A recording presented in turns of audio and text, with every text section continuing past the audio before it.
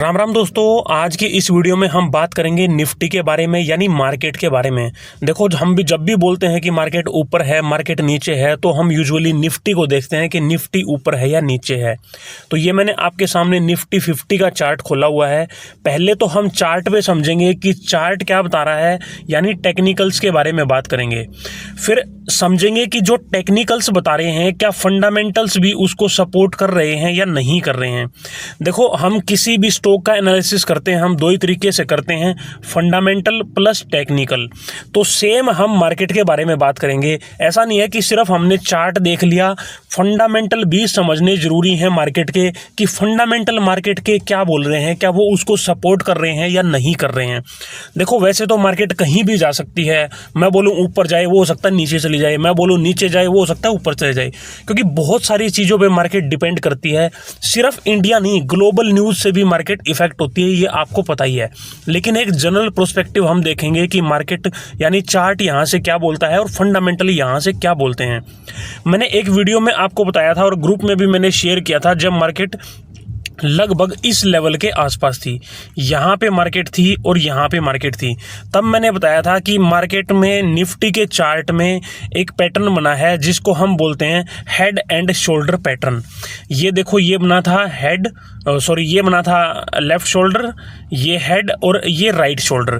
फिर इसका ब्रेकडाउन आया तो मार्केट नीचे गई।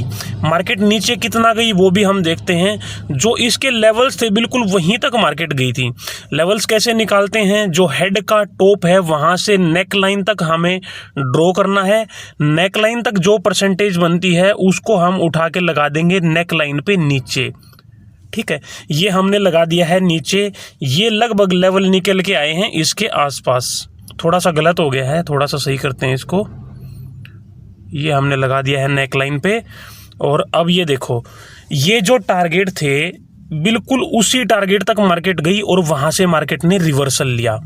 और अब देखो मार्केट कहाँ है, जो नेक लाइन थी वहीं से मार्केट ने टच करके अब 2-3 दिन से रिवर्सल की कोशिश कर रही है।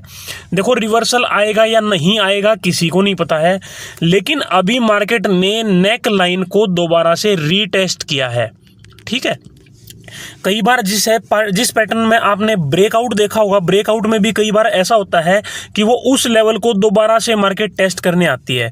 तो ऐसे ही ब्रेकडाउन में है, ब्रेकडाउन हुआ, दोबारा से उस नेक लाइन को रीटेस्ट करने आई है। तो पॉसिबिलिटी यहाँ से ये है कि ये पैटर्न बना हमारा हेड एंड शोल्डर, इसका ब्रेकडाउन आया, ब्रेकडाउन आके जो टारगेट था वो टारगेट हमारा हिट हुआ।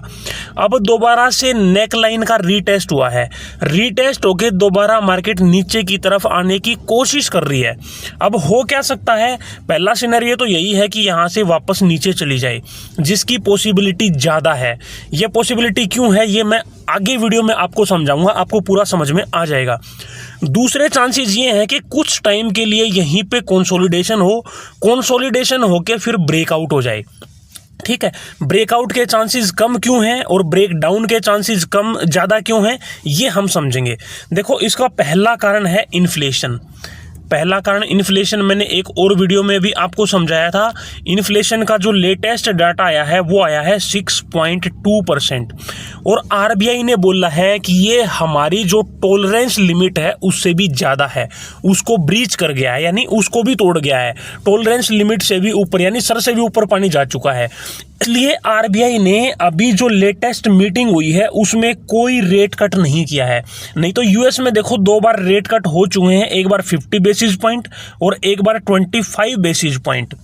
देखो, हमारी कंट्री यानी आरबीआई लगभग उसी को फॉलो करती है, लेकिन अभी फॉलो क्यों नहीं कर पा रही है, क्योंकि हमारा इन्फ्लेशन कंट्रोल में नहीं है। यूएस में इन्फ्लेशन काफ़ी कंट्रोल आ गया है, तो इसलिए वहाँ पे 2 बार रेट कट आ चुके हैं। इसलिए इंडिया में कोई रेट कट नहीं आया है, क्योंकि आरबीआई ने बोला है कि जो हमारी टॉलरेंस लिमिट है उससे भी ज़्यादा महंगाई अभी है। दूसरा इसका कारण समझते हैं। दूसरा इसका रीज़न है जीडीपी ग्रोथ। जीडीपी ग्रोथ जो हमारी 7.2 चल रही है वो अभी कम हो गई है, और आरबीआई ने बोला है कि आने वाले 1 साल के लिए हमारी जीडीपी जो एक्सपेक्टेड है वो है 6.6% पे ग्रो करेगी। पहले जो ग्रो कर रही थी 7.2 पे, अब वो कम होके 6.6% का अनुमान बताया है आरबीआई ने। तो हो सकता है उससे कम भी हो सकता है उससे ज़्यादा भी हो।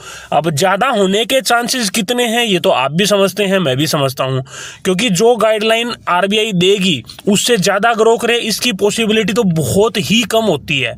हाँ, कम ज़रूर हो सकती है। और रियल में जीडीपी कितना है वो मैं यहाँ डिस्कस नहीं करूँगा, क्योंकि रियल में जीडीपी ग्रोथ आप कंपनियों के रिजल्ट से ट्रैक कर सकते हो। जैसे जो बड़ी बड़ी कंपनियाँ हैं जो निफ्टी का पार्ट हैं वो कितना ग्रो कर रही हैं। अब वो कैसे ग्रो करती हैं, मान लो 7.2% तो जीडीपी ग्रोथ है और मान के चलो कि 6% महंगाई है, तो ये हो गया 13.2%। यानी जो निफ्टी की कंपनियां हैं वो एवरेजली 13.2% से ग्रो कर रही हैं। अब वो कर रही हैं या नहीं कर रही हैं ये तो आप खुद ही एनालिसिस कर लीजिए। तो ये जो मेन कारण है, देखो एक तो पहले टेक्निकल्स चार्ट बता रहा है कि यहाँ से नीचे मार्केट जा सकती है।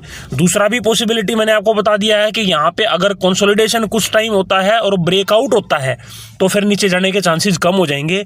लेकिन नीचे जाने के चांसेस ज़्यादा क्यों हैं, जीडीपी ग्रोथ है वो हमारी कम हो गई है, महंगाई जो हमारी है इन्फ्लेशन वो टॉलरेंस लिमिट से भी ज़्यादा है 6.2%, और इसी वजह से रेट कट भी नहीं हो रहे हैं। तो ये था दोस्तों आज का एक वीडियो जिसमें मैंने फंडामेंटल और टेक्निकल्स दोनों एस्पेक्ट पे बात करी है मार्केट के आउटलुक के बारे में कि मार्केट कैसा रह सकता है। इससे आपने एक लर्निंग लेनी है। मार्केट जरूरी नहीं है कि ऐसा ही बोलेगा, मैंने बोला है नीचे जाएगा, मैंने बोला है ऊपर जाएगा, कुछ भी मार्केट में हो सकता है। वो बहुत सारी चीज़ों पे डिपेंड करता है। बार बार मैं हर वीडियो में उस पर बात करता हूँ, तो आप अपने हिसाब से स्टडी करिए। बाकी आपका कोई क्वेश्चन है तो कमेंट सेक्शन में लिखिए, नहीं तो मिलते हैं दोस्तों नेक्स्ट वीडियो में। आज के लिए इतना ही, थैंक यू।